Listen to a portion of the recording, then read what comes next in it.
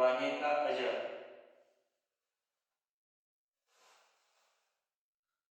حضرت سلمان فارسی رضی اللہ تعالیٰ عنہ سے روایت ہے کہ رسول اللہ صلی اللہ علیہ وسلم نے فرمایا، جو رمضان المبارک میں روزہ دار کو افطاری کرائے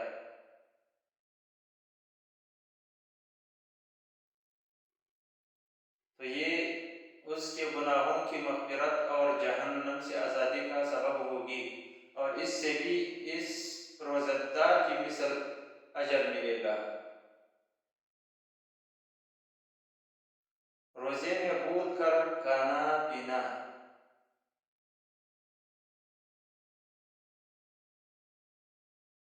رسول اللہ صلی اللہ علیہ وسلم نے فرمایا، جو شخص روزے کے حالت میں بھول گیا اور کھا لیا یا پی لیا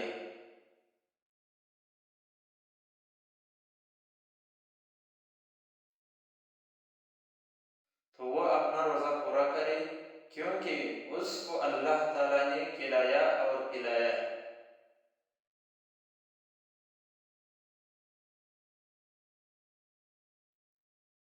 جنت کا دروازہ روزہ داروں کے لیے۔ رسول اللہ صلی اللہ علیہ وسلم نے فرمایا کہ جنت کے 8 دروازے ہیں، جن میں سے ایک دروازے کا نام ریان ہے۔